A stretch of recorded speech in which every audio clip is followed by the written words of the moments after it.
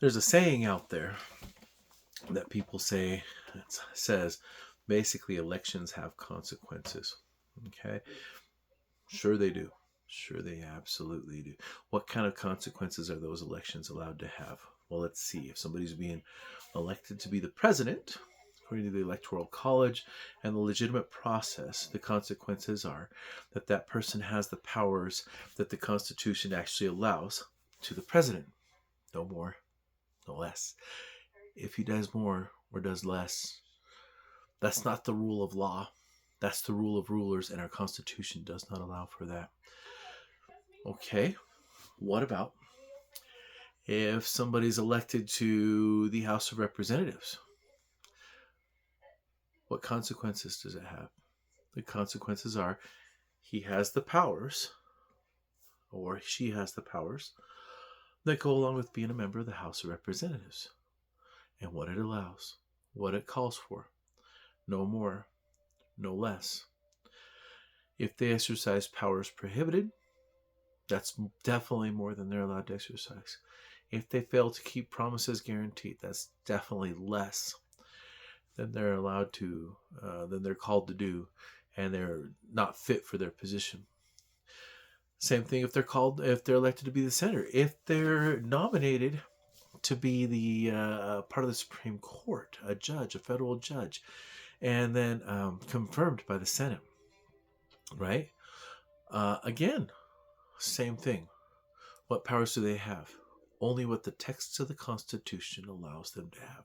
There are consequences, yes. The consequences are that the person who holds the powers that the Constitution allows is the person who won.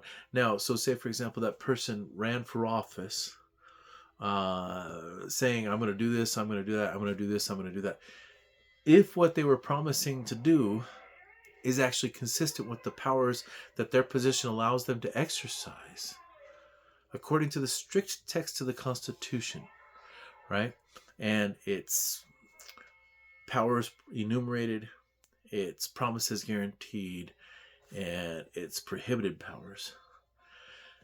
If it's consistent with that, if it fits, then the consequence is they're the ones that can go ahead and push through whatever policy they had regarding intellectual property or weights and measures or post roads or where to build the next fort or this or that. That's an actually granted power, right? If if they ran on a promise to do this or that, that's not a power granted in the Constitution. And it's perhaps even a power prohibited in the Constitution. Is the consequence that they get to do it anyhow because they won a simple majority of the Electoral College or a simple majority at their state level to become part of the House of Representatives? Totally not. The Constitution does not call for changing what the Constitution allows just because of a popular vote on election day for their particular position. No matter what they ran on, the only way they can get the power to do what they ran on then is if it's something the Constitution doesn't already allow, they have to go through the Article 5 process first. And if they can't get it through the Article 5 process, then tough luck. This is the rule of law, not the rule of rulers. This is exactly what President Oaks recently prayed for at the Burley, Idaho Temple dedication. The rule of law, not the rule of rulers. Look at his 5 principles he teaches in defending our divinely inspired Constitution. I recommend reading Principle 5 backwards. Okay? I took that last sentence from the 5th principle and copied and pasted it into AI, and it says this is a very Madisonian statement right here about the nature of government. And I was like, yeah, it is. Exactly right. If you guys didn't know, Madison says exactly what I just said right here. If the Constitution doesn't allow it, it doesn't allow it. Elections have consequences, but they're only allowed to have the consequences that the Constitution says they're allowed to have.